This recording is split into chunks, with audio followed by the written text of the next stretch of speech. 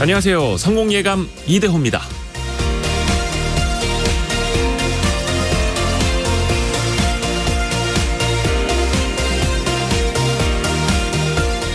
코스피, 코스닥에 상장된 회사들은 주식회사입니다. 회사의 주인이 바로 주식을 갖고 있는 주주들이라는 의미죠. 주주가 적게는 수천 명, 많게는 수백만 명에 이르기도 합니다. 그 많은 주주들이 직접 다 회사를 경영할 수는 없으니까 주주를 대리하는 대리인을 두고 경영하도록 합니다. 그게 바로 경영진, 정확한 표현으로는 이사회에 속한 등기 이사들입니다. 그런데 참 이상하게도 우리나라 주식회사의 이사들은 회사의 주인인 주주를 보호하지 않아도 됩니다. 법에 그렇게 돼 있기 때문입니다. 회장님과 그 아드님을 위해서 회사를 뗐다 붙였다 해도, 그렇게 해서 다른 주주들이 피해를 당해도 경영진은 처벌을 받지 않습니다. 법적으로 경영진이 주주를 보호할 의무가 없기 때문입니다.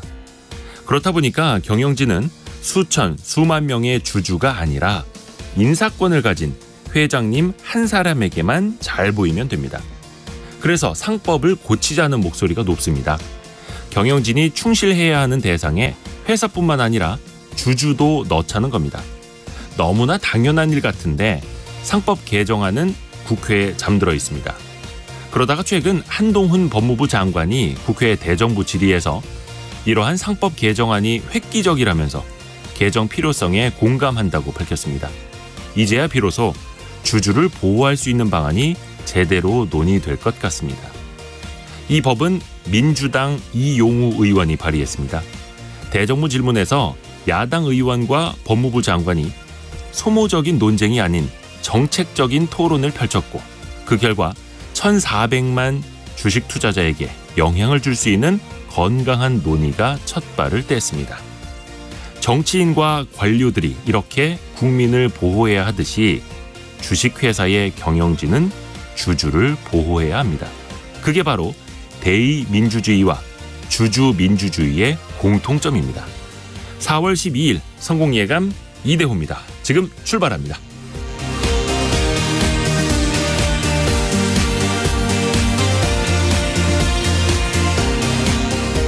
안녕하세요. Y스트릿 이대호 편집장입니다.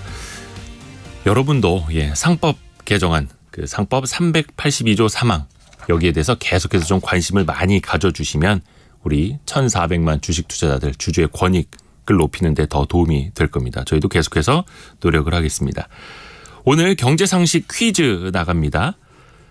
지난해 기준으로 화폐 환수율, 그러니까 한국은행이 이 화폐를 발행한 뒤에 다시 되돌아온 비율을 살펴보니까 5만 원권 기준으로 56.5%였습니다.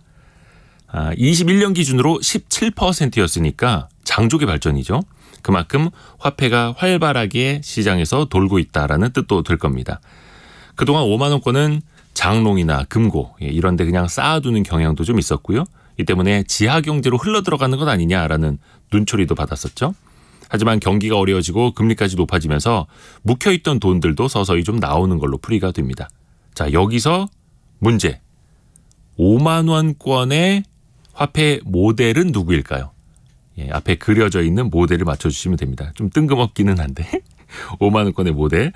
자, 점차 현금 없는 사회로 가고 있는데 지금 여러분 지갑에 이 지폐는 얼마나 들어있는지도 지금 한번 이제 찾아보셔도 좋을 것 같습니다. 계속해서 휴대전화 뒷번호 그리고 저희가 성함을 불러드리는 분들에게는 커피 쿠폰을 계속해서 쏴드리고 있습니다. 뭐 정답도 좋고요. 오답도 좋습니다. 짧은 문자 50원, 긴 문자 100원이 드는 샵 9730으로 참여해 주시면 됩니다. 실시간 방송 상황은 KBS 콩 그리고 유튜브가 열려 있고요. 성공예감 이대호입니다. 자주 검색하시면 성공이 가까워집니다.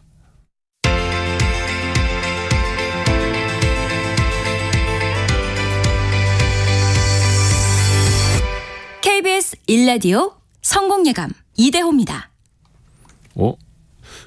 9936번님이 아니구나. 예. 9936번님도 인정을 해드리겠습니다. 1등 신사임당 이렇게 보내주셨습니다. 벌써 빠르게 보내주고 계시네요. 오늘의 경제뉴스 알고란 고란 경제 전문 기자 그리고 오늘 처음으로 한국경제신문의 강영연 기자 함께합니다. 두 분 안녕하세요. 네, 안녕하세요. 우선은 고란 기자가 선정한 뉴스 아이템부터 들어볼게요. 네. 불과 한 달 새 50% 뛰었습니다. 그래도 물론 에코프로에는 못 미치지만요. 비트코인이 어느덧 4천만 원에 육박한다라고 제가 어제 썼었는데 네. 오늘 새벽에 4천만 원 넘겼습니다. 그리고 코인 거래소가요. 이렇게 분위기가 좋은데 지닥이라는 곳이 해킹으로 한 200억 정도 피해를 봤습니다. 그런데 이게 규제가 마땅히 없다 보니까 피해 보상은 쉽지 않을 것 같습니다. 다른 소식은 이창용 한국은행 총재 얘긴데요. 어제 금통위 끝나고 기자간담회에서 PF 대출 관련 리스크를 물어봤더니 연체율이 아직 높진 않다. 부동산 시장 연착륙 가능성이 커졌다라면서 긍정적인 전망을 내놨지만 네. 실제로 보니까요. 금리가 너무 올라가지고 부동산 경기도 침체된 탓에 시공능력 100위권 건설사도 지금 현재 쓰러지고 있습니다. 오늘 처음 자리하는 강영연 기자가 준비한 소식은요?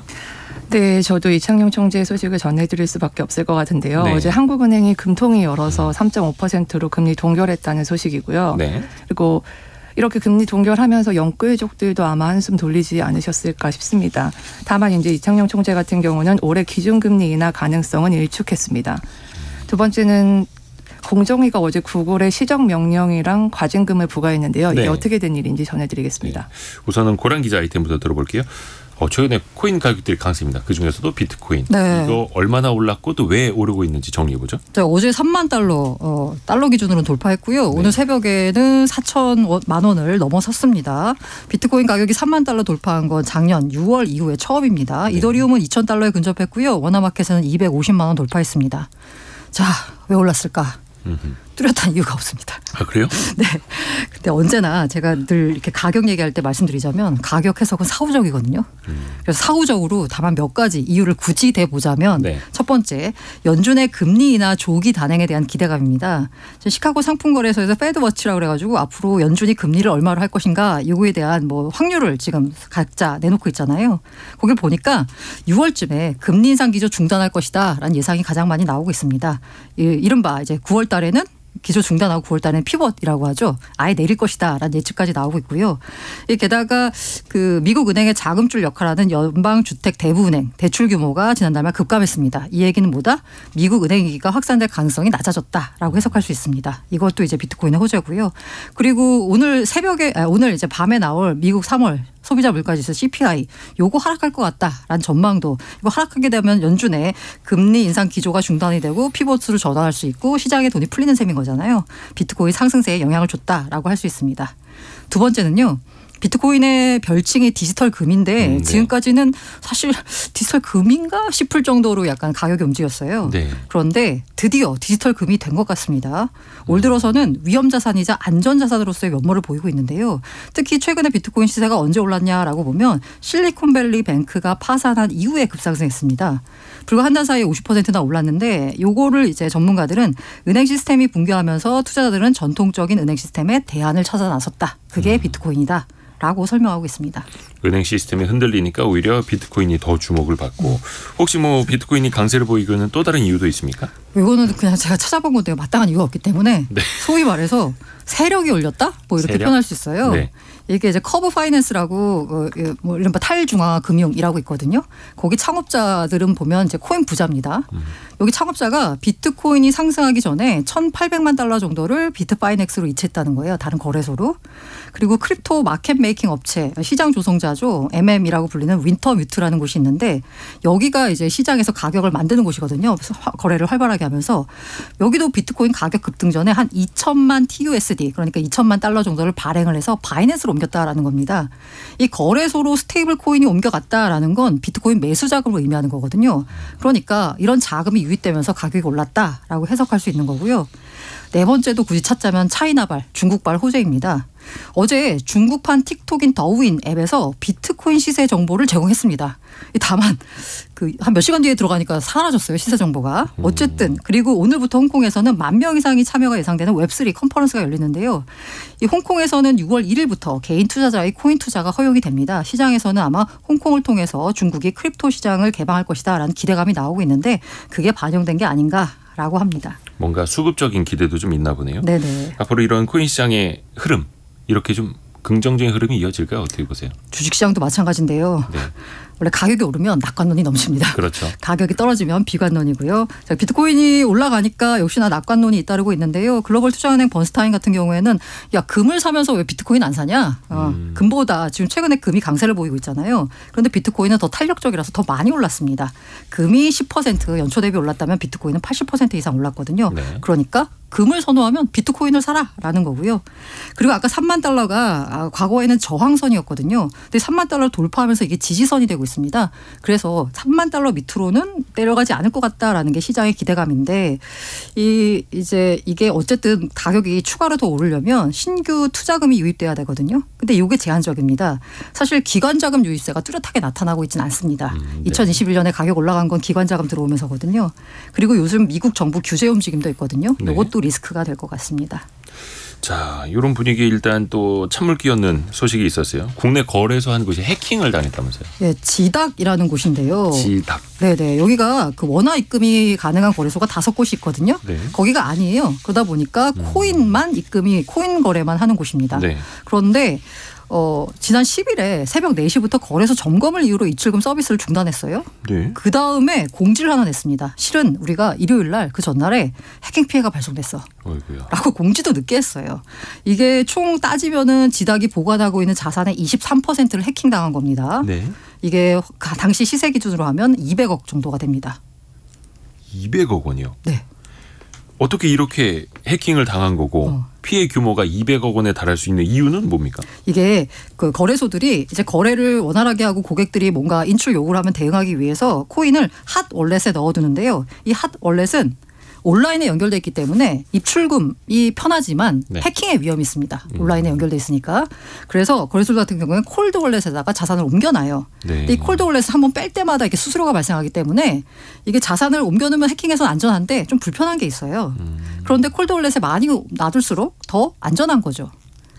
그런데 이 지닥 같은 경우에는 정확히 얼마를 보관하고 있었는지 모르겠는데 대충 보니까 지금 정부 같은 경우에는 70% 이상을 콜드월렛에 보관하도록 권고하고 있는데 지닥 같은 경우에도 30%만 보관하고 있었다라고 하면 핫월렛에 있는 대부분의 코인이 털렸다라고 볼 수 있습니다. 사실 그 코인 거래소 원화 입금이 안 되는 거래소는 상대적으로 거래량이 작고 규모가 작다 보니까 투자자들이 약간 불안해해요. 근데 이런 사고까지 터졌으니까 아무래도 투자자 불신은 더 강해질 것 같고요. 신뢰를 잃었기 때문에 아마 앞으로 영업은 쉽지 않을 것 같습니다. 그러면 피해 규모가 200억 원이라고 하면은 이제 피해자 수도 상당히 많을 것 같은데 이분들은 그러면 보상을 받을 수 있는 겁니까? 이게 쉽지가 않습니다. 네, 이 상황에 따라서 매우 복잡하고 어려울 수 있는데요. 네. 예를 들어서 2019년에 업비트가 580억 해킹 피해 당했어요. 그때는 업비트가 어떻게 했냐? 회사 돈으로 물어줬습니다.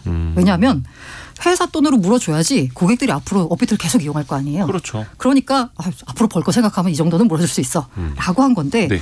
지닥의 경우에는 자금력이 의문입니다. 현재 가상자산 거래소가 해킹 등으로 고객 예치금을 돌려받을 수 있는 방안으로는 민법 390조 채무불이행 790조 불법 행위 청구가 있어요. 네. 채무 불이행은 자금이 없으면 불이행할 수밖에 없잖아요. 네. 그리고 불법 행위 청구에 대해서는 거래소가 해킹 방지에 미흡했다라는 점을 이용자가 입증해야 됩니다. 그래서 사실 배상으로 이어지긴 어렵습니다. 보상 여부도 장담할 수 없는 상황이고요. 거래소가 해킹 방지에 최선을 다하지 않았다라는 걸 이용자가 입증을 해야 되는 어렵겠네요. 자, 강영영 기자, 아까 이제 금리 동결 소식 전해주신다고 했는데요. 그 배경까지 같이 한번 들어볼까요?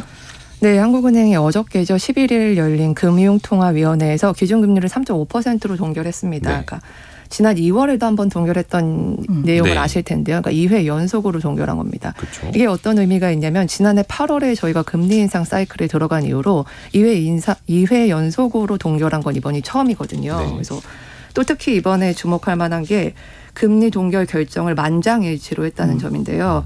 그러니까 매파로 좀 꼽히는 지난 2월 금통위에서도 0.25% 인상 의견을 냈던 조윤재 의원도 이번에는 동결에 동의를 했습니다. 네.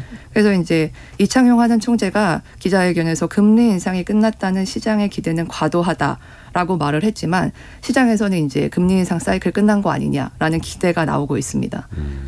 네, 그리고 또 이번 사실 동결이 어느 정도 예상은 되어 왔었어요. 왜냐하면 지난달에 이제 소비자 물가지수가 물가 상승률이 한 4% 초반으로 내려온 걸 다들 기억하실 텐데요. 거기에다가 이제 수출 둔화가 이어지고 있고 이렇게 경기 하강 신호가 있기 때문에 이번에는 물가나 이런 걸 고려했을 때 동결하겠다라는 의견이 좀 많긴 했죠.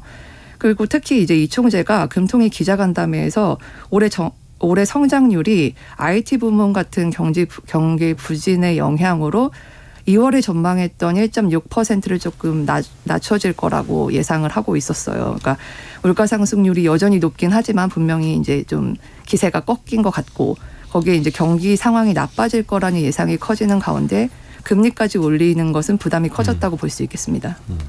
자, 그러면 어찌됐든 간에 기준금리는 2번 연속 동결이 된 거고 이제 좀 대출받는 분들의 부담도 많이 낮아질까요? 어떨까요? 네, 이미 시장에서는 사실 금리 인상 사이클 끝날 거라는 기대감이 이미 만연한 네. 것 같아요. 그 기대감 플러스 이제 예금과 대출 금리 차이에 대한 여러 가지 비난으로 은행들이 자구책도 많이 마련하고 있죠. 그래서 네. 금리가 많이 하락하고 있습니다.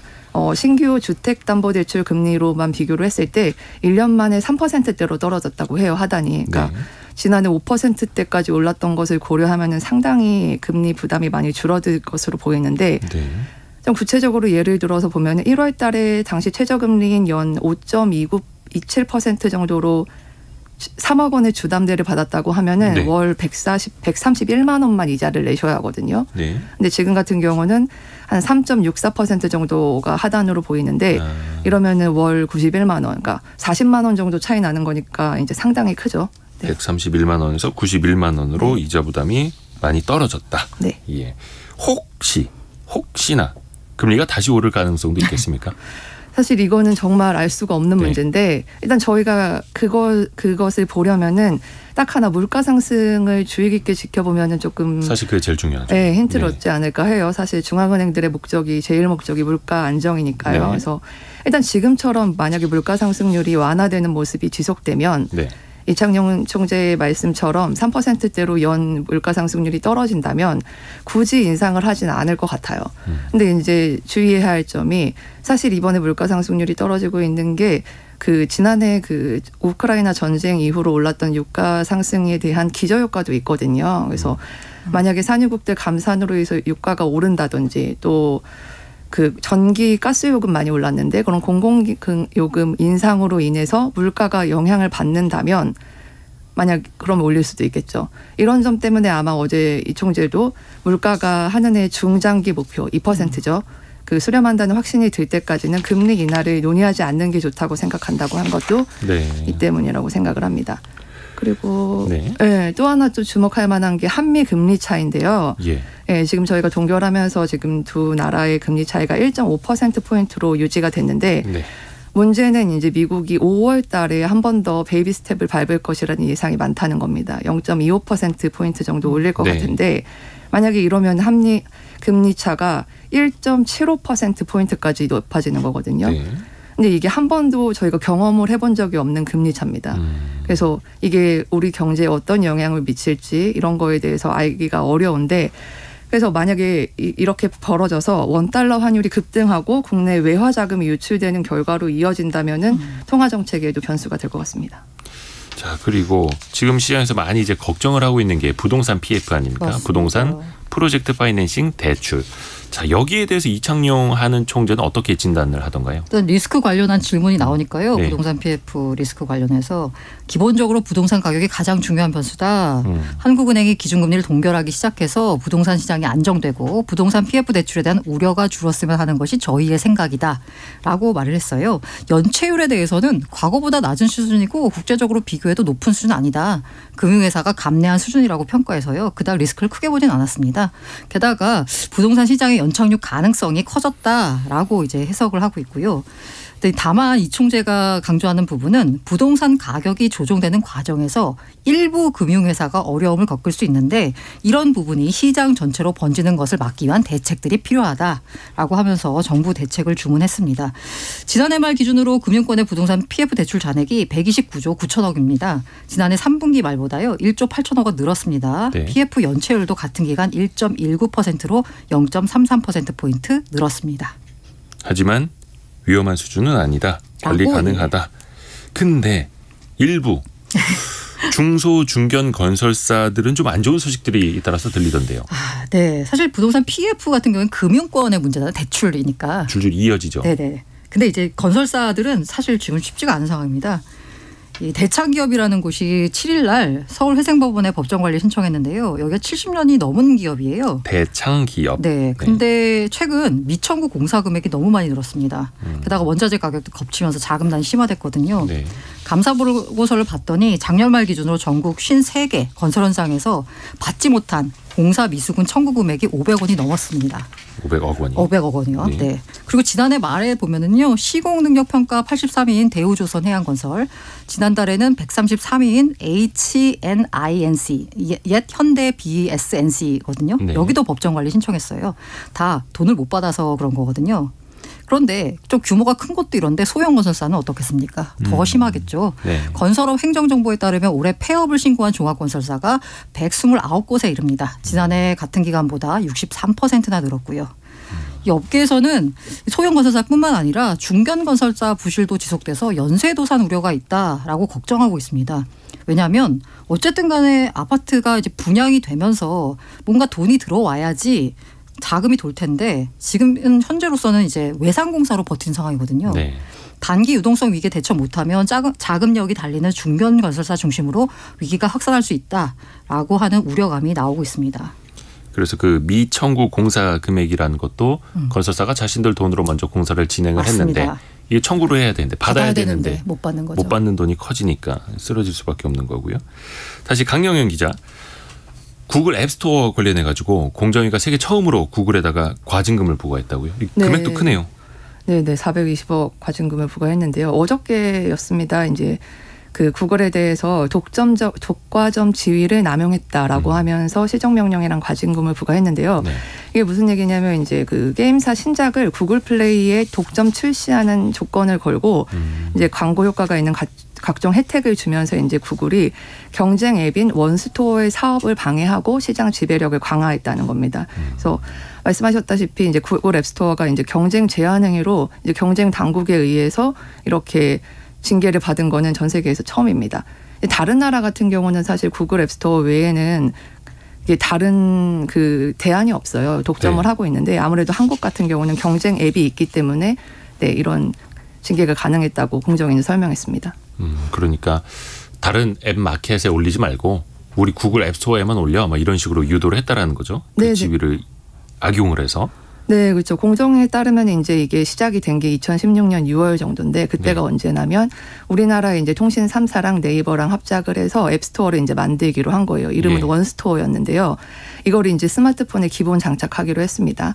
이렇게 되면 이제 안드로이드 사용자 같은 경우에 구글 플레이에서 앱을 다운받을 수도 있지만 원스토어에 있는 앱을 다운받을 수도 있는 거예요. 그렇죠. 같은 앱이라 할지라도 그렇죠. 네, 그렇죠. 그래서 이제 경쟁을 할 수가 있는 거죠. 조금 더 나은 조건을 제시하는 거로서로 갈 수도 있고요. 네. 근데 이제 여기서 구글이 위기감을 느끼고 이제 원스토어를 막을 수단을 찾았는데 그 중에 게임을 선택을 한 거예요. 왜냐하면 이제 워낙에 모바일 게임을 많이 하시기도 하는데 실제로 매출에서 90% 이상을 게임에 차지한다고 해요. 그러니까 네. 앱스토어 마켓에서는 굉장히 게임이 중요한 건데 네. 그래서 이제 구글이 게임사들한테 원스토어의 신작을 내지 말고 우리한테만 내라. 만약에 그렇게 하면은 앱 화면 최상단의 게임을 노출해 준다는 거예요. 그러면 이제 구글이 아무래도 많은 사람들이 사용을 하는데 거기에 상단에 뜨면 굉장히 많은 사람들이 다운로드를 받을 수 있겠죠. 그럴 수 있죠. 네, 그리고 또 해외 진출 그리고 거기에 마케팅까지 돕겠다고 한 거예요. 이제 아무래도 국내 시장보다 해외 시장이 훨씬 크니까 게임사들 업체들의 입장에서는 거절하기가 힘든 조건이었죠. 그러니까 그냥 갑질만 한 게 아니라 약간 좀 당근도 같이 주면서 네. 회유를 했다. 근데 이번 결정을 좀 어떻게 보는지 모르겠습니다. 구글, 원스토어 또 게임 기업들까지 반응이 조금 갈린다면서요. 네네. 일단 뭐 구글이 당연히 반발하고 있고요. 공식 입장이 일부 모바일 운영체제와 달리 안드로이드는 개발자들이 앱을 어떻게 배포할지에 대해서 완전한 결정권을 제공한다. 그리고 개발자들의 성공을 위해서 막대한 투자를 하고 있다. 이렇게 반박을 했습니다. 네. 그래서 이제 대응 방향을 이제 향후에 결정한다고 하고 있고요. 네. 원스토어야 뭐 당연히 반기는 입장이고요. 조금 주목할 만한 거는 이제 게임 업계들 반응인데요. 사실 게임 업계들도 반깁니다. 이것을. 그래서 구글의 영향력 때문에 그동안 게임 업체들이 못하던 게 많이 있는데 왜냐하면 이제 구글에만 해서 수익을 내기도 하지만 그거에 따라서 이제 구글 입김이 조금 작용하는 게 많이 있었거든요. 그래서 선택지가 늘어난 만큼 이제 다양한 앱스토어를 통해서 게임 출시를 검토한다는 입장입니다. 그래서 그리고 무엇보다 사실 기대하는 거는 결제에 관한 거예요. 네. 지금까지는 이제 인앱 결제를 주로 해왔는데 자체 결제를 할 수 있을 것이라는 기대감이 커지고 있는데 사실은 법적으로는 이미 자체 결제를 할 수 있습니다. 이제 그동안 구글 눈치를 보느라고 인앱 결제를 한 건데 인앱 결제랑 자체 결제가 뭐가 다른 거냐면 인앱 결제를 하면은 간단하게 말해서 구글이 수수료를 30% 떼갑니다. 네. 최대 30%. 그 자체 결제를 하면 그걸 못 받죠. 네. 그러니까 이제 구글은 당연히 인앱 결제를 하고 싶어 하고 이제 게임사들은 눈치를 보느라고 못 하고 이제 아무래도 근데 이렇게 구글의 독점력이 약해지면은 앱 개발사들이 수수료 없이 결제할 수 있는 방향으로 이제 바뀌어 나갈 수 있지 않을까 그런 기대가 커지고 있습니다. 네. 오늘 알고란의 고란 경제전문기자 그리고 한국경제신문 강영현 기자 함께했습니다. 두 분 고맙습니다. 네, 감사합니다. 감사합니다.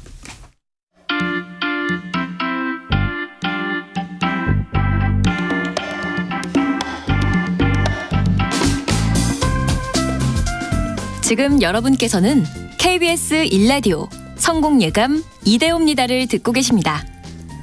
참여해주신 여러분께는 추첨을 통해 판촉물 전문 그룹 기프코에서 텀블러 세트를, 아름다운 식탁 창조 주비푸드에서 자연에서 갈아 만든 생와사비를, 쉽고 빠른 판촉물 제작 시너지 기프트에서 LED 튜브 스탠드를, 그리고 성공예감에서 준비한 커피 쿠폰을 보내드립니다. 당첨자는 성공예감 이대호입니다 홈페이지에서 확인하세요.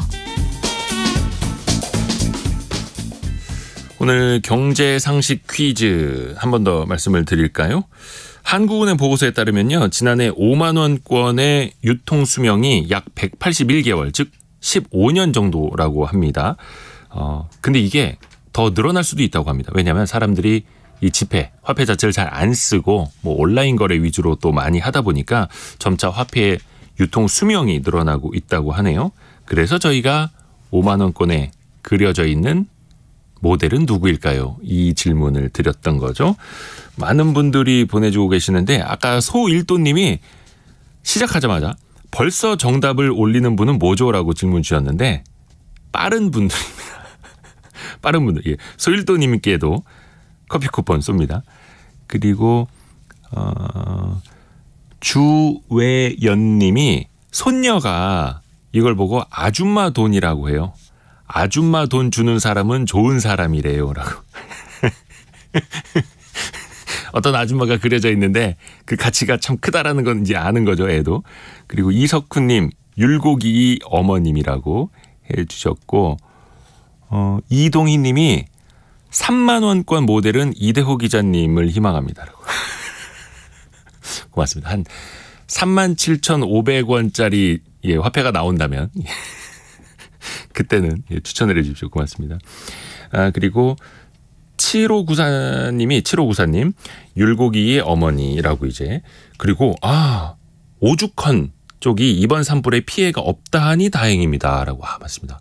어제 참 그 강릉 산불 때문에 많은 분들이 놀랐는데요. 오죽헌 쪽에는 산불 피해가 없다고 합니다. 다행입니다. 자, 이렇게 짧은 문자 50원, 긴 문자 100원이 드는 샵 9730, 샵 9730이나 KBS 콩으로 많은 의견 보내주세요.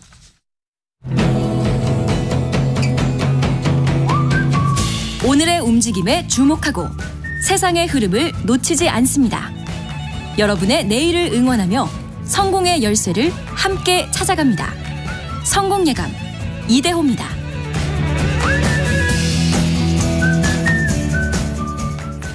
그 코로나 때문에 뭐 격리돼 있고 막 재택근무하고 막 그러면서 OTT 서비스 그러니까 TV에 셋톱박스 없이 온라인으로 각종 콘텐츠를 볼 수 있는 OTT 서비스 많이들 이용을 하셨을 텐데 최근에 그 변곡점이 발생을 했다고 합니다. 국내 점유율 50%를 차지하는 넷플릭스부터 활성 이용자 수가 좀 줄고 있다고 하는데 그리고 티빙, 웨이브 같은 이른바 토종 OTT는 적자 규모가 더 커지고 있고 또 일각에서는 불법 시청할 수 있는 사이트들도 활개를 치고 있고 종합적으로 한번 다뤄보겠습니다. 오늘 서울벤처대학원 대학 구독경제전략연구센터의 전호겸 교수와 함께합니다.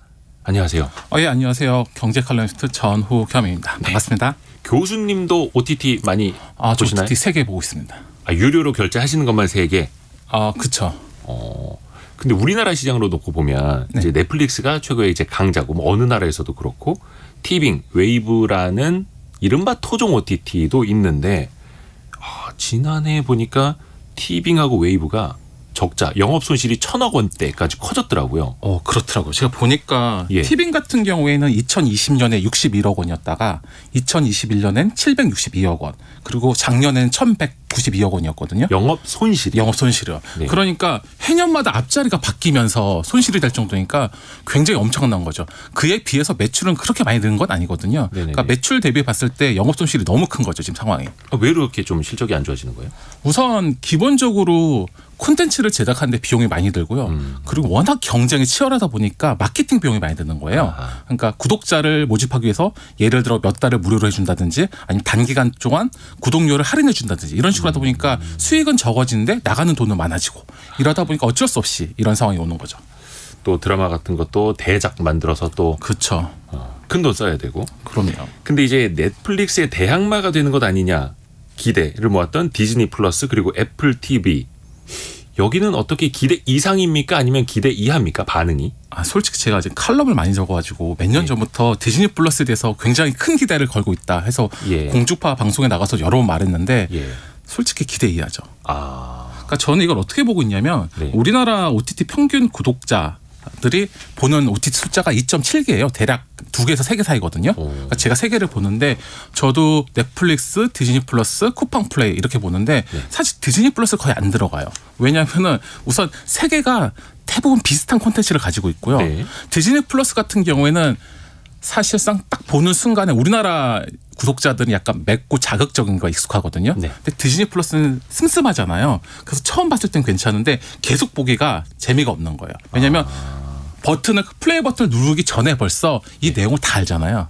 디즈니 플러스 내용은 대부분 다 알거든요. 그 본인의 콘텐츠 같은 경우에는 그러니까 카지노 이런 경우 빼고는 그렇기 때문에 요즘에 카지노가 히트를 하고 있는 거죠. 그 카지노라는 드라마가 디즈니 플러스에서 방영했던 거죠. 그 최민식 씨 나왔던 거. 맞습니다. 그 여기는 뭐 마블이라든지 이런 게 디즈니 거기는 한데 이미 또 우리가 극장이나 이런 데서 또 많이 본 거기도 하고. 그렇죠. 그리고 극장에서 볼 때는 이렇게 분기 한 달, 2달 이렇게 걸려가지고 뭔가 기다렸다 가서 보는 건데 매일 보기에는 사실 뻔한 내용이죠. 그러게요. 그러다 보니까 구독을 해지하는 사람들도 늘어나고 있고 MAU라고 하는 활성 이용자 수도 많이 줄고 있다고는 합니다. 근데 업체들은 이렇게 천문학적인 적자를 감수하고 엄청난 투자를 하는데 소비자들은 오히려 이탈을 하고 왜 이럴까요? 이거는 사실상 구독의 시스템을 한번 살펴볼 필요가 있는데요. 구독 시스템이요? 구독 같은 경우에 여러 외국이나 우리나라 그 여론조사를 보면 6개월 정도 지나면 구독자의 50% 정도는 해지를 고려하거든요. 그런데 지금 생각해보세요. 지금 우리가 지금 코로나19로 대략 한 2년 가까이 강제로 OTT를 본 거잖아요. 외부에 나갈 수가 없으니까. 그래서 사실상 굉장한 시간이 많이 지났고요. 그러다 보니까 엔데믹이 오다 보니까 나갈 수 있으니까 굳이 OTT를 볼 필요가 없는 거죠. 그리고 워낙 사실 많이 봐가지고 솔직히 볼 것도 별로 없어요. 저도 3개 있는데 3개 중에서 거의 보는 게 없거든요. 근데 간혹 대작이 한번 나오면 많은 사람들이 관심을 갖게 되고 기사도 많이 나오고 너 이거 봤어? 나 봤는데 야 어제 이거 진짜 재밌더라. 새로 또 업로드 언제 된대 막 이런 식으로 올라오잖아요. 그러니까 천문학적인 비용을 투입을 해서 자체 콘텐츠 이른바 뭐 땡땡땡 오리지널 같은 거를 투자를 하고 배급을 하는데 이런 전략들은 그럼 어떻게 평가할 수 있을까요? 이게 사실은 아까 말한 것처럼 6개월에 한 번, 그러니까 6개월의 절반 정도 구독자들이 해지를 고려하기 때문에 사실상 분기에 한 번 정도는 락인할 수 있는 유인 효과가 필요하거든요. 그렇기 때문에 대작 콘텐츠를 제 생각에는 최소한 반년에 한 번, 분기에 한 번 정도는 계속 배포를 해야지 사람들이 계속 유입도 되고 있던 사람이 안 나가는 것도 중요하거든요. 구독이란 게 해지하는 순간 수익이 떨어지기 때문에 구독자를 락인하는 것도 굉장히 중요한 거기 때문에 외부 유입과 동시에 화제성을 가지고 다시 못 나가게 하는 효과가 있는 거죠. 그러니까 사람들이 재구독, 재결제할 시점 즈음에 신작, 대작 한번 터뜨려야 되고 그게 반복이 돼야 되는 거고요. 그렇죠. 그래서 보면 이제 넷플릭스 같은 경우 자세히 보시면은 아주 큰 대작 시리즈는 보통 분기에 한 번, 뭐 추석에 한 번, 설에 한 번 이런 식으로 약간 분기별 여름 방학 때 한 번 이런 식으로 하고 있고요. 그 중간 중간에 영화 한 편씩 넣어주고 있잖아요. 최근에 길복슨 같이 이렇게 대작 영화를 넣어줘가지고 그러니까 시리즈물 뭐 6부작짜리 하나 그리고 단편 영화 하나 이런 식으로 해서 자세히 보시면 약간 주기적으로 하고 있습니다. 그렇게 해서 사람들이 계속 재결제하도록 그쵸. 유도를 하는. 왜냐면 요즘 볼 게 많아가 사실 다 해지하고 싶거든요. 그런데 해지하려고 하다 보니까 뭐 다음 달에 재밌는 영화 나온대. 다음 달에 뭐 더글로리 파트 2 나온대. 이러니까 그때까지만 보지. 이러다가 계속 결제하는 거죠. 계속 결제하는 거죠. 또 자동 결제로 또 되어 있고. 근데 이제 우리나라 티빙하고 웨이브 같은 경우에는 뭐 해외 진출 그쵸. 많이 준비하고 있고 일부 해외 콘텐츠를 뭐라 해야 되나 M&A 하는 해외 채널들도 M&A를 좀 하고 있고 쿠팡 플레이 같은 경우에는 스포츠 이벤트 같은 거 독점 중계하고도 있고 나름의 생존 전략들을 이제 보여주고 있잖아요. 그쵸. 이런 건 어떻게 평가해 볼 수 있을까요? 저는 솔직히 말해서 넷플릭스가 사실 완전 독점 과독점 정도 되잖아요. 사실상. 과점. 그렇기 때문에 과점되기 때문에 넷플릭스가 안 했던 게 지금까지 예능이랑 스포츠였어요. 근데 예능은 최근에 솔로 지역을 필두로 해가지고 피지컬백 이런 식으로 해서 예능 부분도 나가서 정말 잘 되고 있죠. 그렇죠. 그래서 지금 유일하게 안 하는 게 스포츠거든요. 그러니까 스포츠는 어떻게 보면은 넷플릭스가 안 하는 유일한 부분일 수 있어요. 그러니까 쿠팡 플레이의 전략은 괜찮다고 보는 거죠. 그리고 저는 개인적으로 항상 생각하는 건데 니치 시장을 잡아야 된다. 틈새 시장. 네, 맞습니다. 틈새 시장. 왜냐하면 저 같은 경우에는 넷플릭스나 여러 가지 보는데 홍콩 옛날 주성치 옛날 영화를 좋아해요. 주성치 영화. 네. 좋아하세요? 뭐 좋아하죠. 그러니까 그런 영화를 좋아하는 사람들 넷플릭스 들어갔을 때 영화가 거의 없어요. 그러니까 예를 들어 사람마다 다 그 세대 효과라고 하는데 예전에 40대가 20대에 보던 영화를 최근에 찾거든요. 그러니까 이런 세대 효과라는 게 있기 때문에 40대를 저는 타겟으로 해가지고 우리나라 OTT가 나가야 된다 보는 거예요. 그러니까 40대들이 20대 또는 30대 초반에 봤던 영화나 그런 프로그램을 우리나라 국내 OTT들이 아주 싼 값에 사가지고 그런 부분에 대해서 홍보를 한다면 사람들이 많이 들어올 텐데 우리나라 OTT는 넷플릭스처럼 계속 대작을 내거나 새로운 콘텐츠를 하려고 하다 보니까 제작비가 계속 많이 들어가는 악순환에 들어와 있는 거죠. 그러니까 맞불 전략으로 했을 때는 승산이 사실 없죠. 그렇구나. 근데 이제 넷플릭스는 스포츠는 사실 이제 라이브 생방송으로 봐야 되는데 그게 넷플릭스는 약간 좀 약하고 그 틈새를 쿠팡 플레이가 확 치고 들어가는 거고. 그렇죠.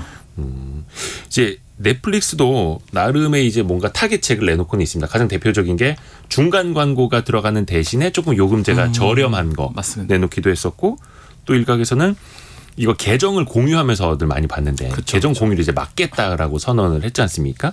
이런 전략들은 소비자들이 어떻게 받아들이게 될까요? 이게 굉장히 재밌는 게 지금 여러 한 몇 개 뭐 캐나다라든지 뭐 다른 데에서는 하고 있는데 심지어 캐나다 같은 경우에는 계정 공유를 막았더니 구독자가 늘었대요. 그래서 굉장히 긍정적 시그널로 지금 아마 넷플릭스에서 보고 있는 것 같은데 우리나라는 조금 다른 게 우선 최근 여론조사를 보면 우리나라 응답자 10명 중에 6명은 계정 공유를 막으면 넷플릭스 그만 보겠다 이랬거든요. 그리고 우리나라가 이제 더 글로리를 피크로 해서 넷플릭스가 최대 이용자 수를 찍었는데 최근에 반토막 났어요. 그거 끝나자마자? 네, 거의 끝나자 한 일주일, 2주일 지나가지고. 끝난 거는 아니고 많이들 보고 나서. 그렇기 때문에 사실 우리나라 이런 특성상 넷플릭스가 바로 계정 공유를 하기는 어려울 거예요. 왜냐하면 우리나라 특성 봤을 때 더 글로리 사례를 봤을 때도 만약에 계정 공유를 막아버리면은 캐나다나 이런 다른 나라처럼 오히려 구독자 느는 게 아니라 구독자 이탈 확률이 굉장히 높거든요. 그래서 아마 좀 신중하게 접근할 거라고 보고 있습니다. 역시 한국 소비자들이 무섭습니다. 훌륭하시죠. 힘이 셉니다. 그리고 또 하나. 이 OTT들이 되게 이제 괴로워하는 게 불법 사이트들.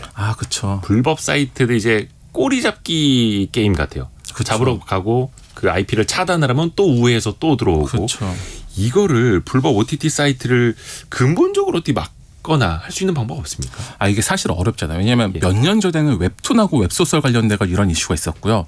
조금 더 가서 한 10여 년 전으로 가면은 그 MP3 음원 공유 관련해서 있었거든요. 음원 막 P2P 파일 막 이런 식으로 해서. 그러니까 그런 식으로 따지면 그 역사가 거의 20년 가까이 된 거예요. 생각해 보면. 근데 지금까지도 못 잡고 있잖아요. 그러니까 이게 끝나려고 그러면 운용자를 검거하거나 운용자에게 사이트를 못 만들게 하거나 이거밖에 없거든요. 그래서 이거를 조금 더 입법적인 방법으로 해가지고 이 기술적으로 제재할 방법을 좀 찾아야 되는 거죠. 기술적이나 정책적으로 조금 더 고민할 필요가 있는 것 같아요. 그러니까 지금 같은 경우에는 단순하게 IP를 막는다든지 이런 건데요. 지금 예를 들어서 입법을 통해 가지고 좀 기술적으로 이 사이트 자체를 아예 못 들어오게 나라에서 막는다든지 특정 사이트 같은 외국에 이런 식으로 좀 입법을 강화한다든지 아니면 정책을 좀 강화한다든지 이런 것도 필요하고 우선 소비자들이 불법 사이트를 안 찾는 것도 좀 중요한 거죠. 왜냐하면 우선 찾는 사람이 적다 보면 자연히 불법 사이트는 적어지거든요. 또 찾는 사람이 있다라는 뜻이죠. 그렇죠. 그러게요. 이거 좀 매듭을 지어야 되는데요. 일단은 여기까지 서울벤처대학원 대학 전호겸 교수 통해서 이야기를 들었습니다. 고맙습니다. 네, 감사합니다. 라디오 정보센터 뉴스 정리해 볼게요. 환경부가 오늘 황사 위기경보 수준을 주의 단계로 올렸습니다. 주의 단계는 황사로 인한 미세먼지 경보가 발령되고 대규모 재난이 발생할 가능성이 나타날 때 발령됩니다. 통계청에 따르면 지난달 취업자 수는 2,822만 3천 명으로 지난해 같은 달보다 46만 9천 명 증가해 10개월 만에 전달보다 증가폭이 확대됐습니다. 대한상공회의소는 오늘부터 수출용뿐만 아니라 내수용 공산품에도 국내산 원산지 증명서 발급을 실시한다고 밝혔습니다.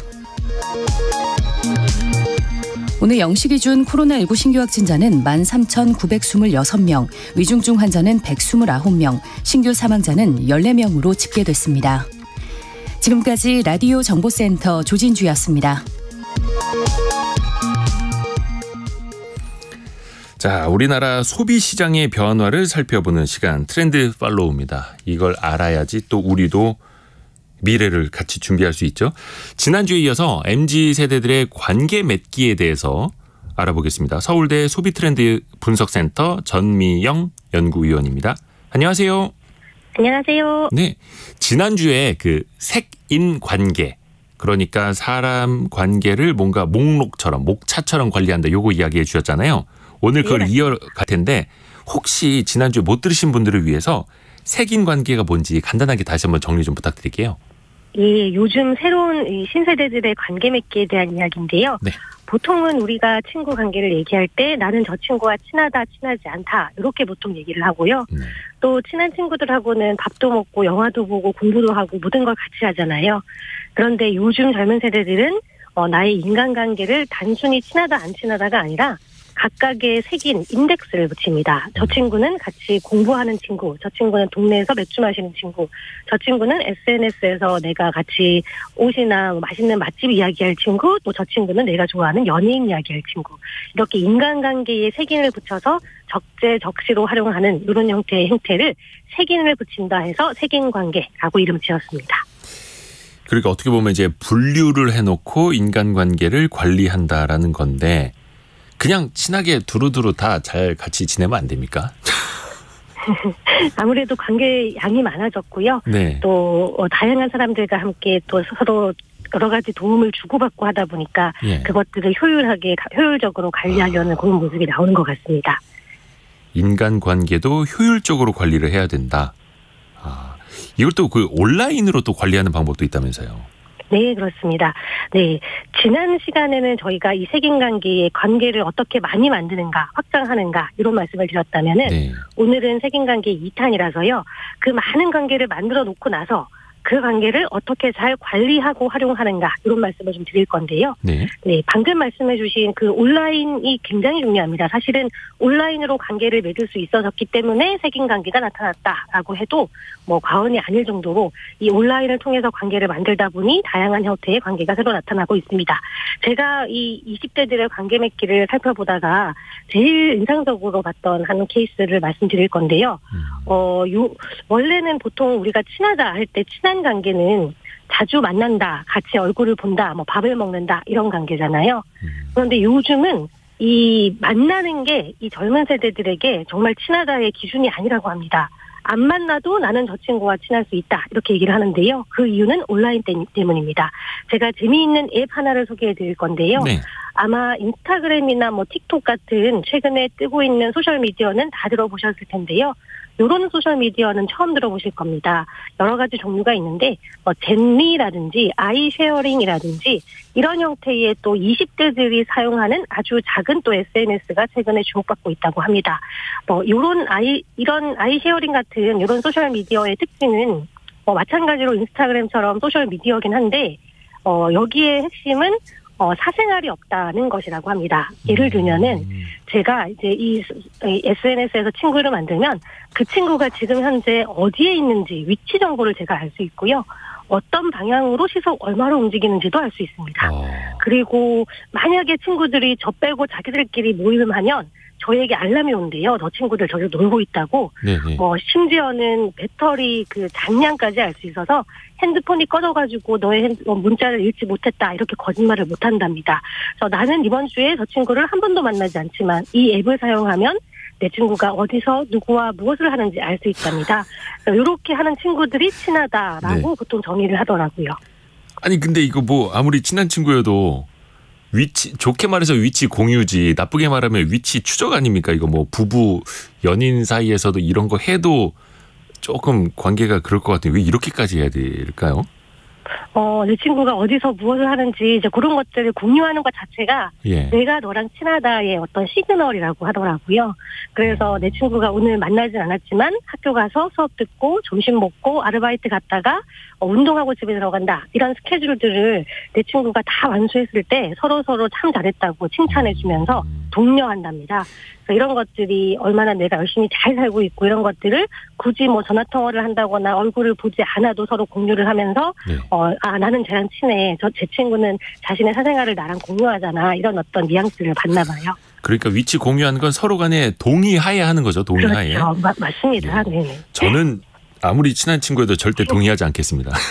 네. 근데 젊은 세대들은 확실히 좀 친구 관계 관리하는 방법도 차이가 많이 나는 것 같아요. 그러니까 지난번에 카카오톡이 이제 먹통 됐을 때, 그렇죠? 우리네들은 이제 문자를 보내거나 전화를 하거나 이랬는데 2030 세대는 이제 인스타그램 같은 걸로 이제 DM, 다이렉트 메시지 이렇게 보내면서 소통을 했다 하더라고요. 근데 만약에 조금 이렇게 위치를 공유할 정도로 친하지는 않고 조금 친하지 않은 관계는 요건 어떻게 관리를 한답니까? 네, 인덱스 관계의 특징이 색인 관계의 특징은 관계가 많다는 거잖아요. 네. 근데 그 모든 사람과 친하게 지내기는 정말 어렵습니다. 그러다 보니까 또 효율적으로 관리를 해서 내가 저 친구를 1년에 한두 번 얼굴 보지도 않지만 필요할 때 서로 도움을 요청할 수 있어야 돼. 이제 이런 것들을 유지하기 위해서 가장 중요하게 생각하는 것이 선물 주고받기라고 합니다. 요즘 대학생들은 생일날 친구들에게 이렇게 기프티콘 보내는 게 참 중요하다고 하는데요. 네. 상대방이 나에게 기프티콘을 줬을 때 내가 그 친구의 생일을 만약에 잊어버리면 나는 너랑 인간관계를 더 이상 맺고 싶지 않아. 이런 메시지랍니다. 그래서 생일 선물 챙겨받기, 기프티콘 보내기 이런 것들이 굉장히 중요한 리추얼이고요. 내가 그렇게 친하진 않지만 저 친구의 내가 생일을 챙겨줬다 하면은 나중에 제가 어떤 수업에 대한 정보를 얻고 싶거나 어떤 직업에 대한 정보를 얻고 싶거나 그럴 때 얼마든지 연락해서 서로 도움을 주고받을 수 있다. 이렇게 얘기를 합니다. 생일 한번 잊고 지냈다가는 이거 관계 파탄나는 거네요. 이게 너무 많이 알려줍니다. 그렇죠? 카톡 친구들의 생일을 또 너무 많이 알려주기도 하고. 근데 이거를 이제 나름의 기준을 삼고 체계적으로 친구 관계를 이제 관리를 하는 건데 왜 이런 현상이 나타날까요? 네, 가장 기본적으로는 앞서 말씀드린 것처럼 오프라인 위주였던 인간관계, 그러니까 만나서 서로의 생사를 확인하고 서로의 일상을 대화로 나누는 이런 형태의 오프라인 위주의 관계가 SNS라든지 인터넷 블로그라든지 이런 형태로 온라인으로 계속해서 옮겨오기 때문이기도 하고요.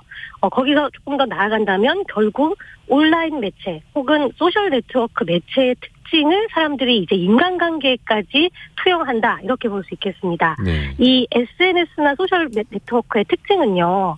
상시적으로 연결이 아닙니다. 그러니까 전화 같은 경우에는 내가 전화를 했을 때 저 친구가 받지 않으면 서로 연결이 되지 않잖아요. 네. 이런 것들을 동기 커뮤니케이션이라고 하고요. 네.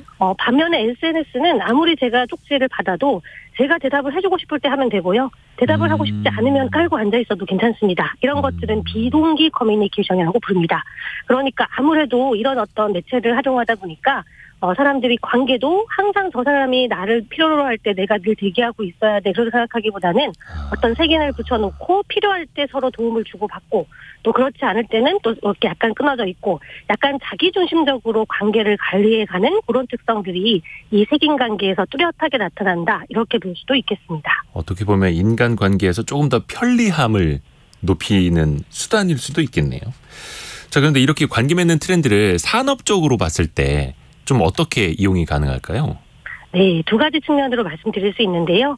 먼저 소비자들은 자신이 가지고 있는 여러 가지 플랫폼들을 아마 소셜미디어처럼 활용할 것 같아요. 네. 앞서 제가 잠깐 말씀드렸는데 예를 들어서 제가 제 일정을 관리하는 앱이 있습니다. 뭐 투두메이트 이런 앱들이 있거든요. 그거는 제가 오늘 할 일을 쫙 리스트업을 한 다음에 오늘 그 일을 했는지 안 했는지 체크하는 체크리스트 앱인데 그런 것들을 친구들하고 서로 공유를 하면서 내가 오늘 목표한 거 다 했다? 다 하지 못했다? 이렇게 서로 체크하고 점검을 받는데요. 그렇다면 이 앱은 또 새로운 형태의 소셜미디어 기능을 하게 되는 거고요. 마찬가지로 두 번째로는 기업 측면으로 말씀을 드릴 수 있는데 기업들도 자신이 가지고 있는 플랫폼을 어떤 소비자들의 관계를 관리하고 또 새로운 관계를 엮어나는 데 활용할 수 있습니다.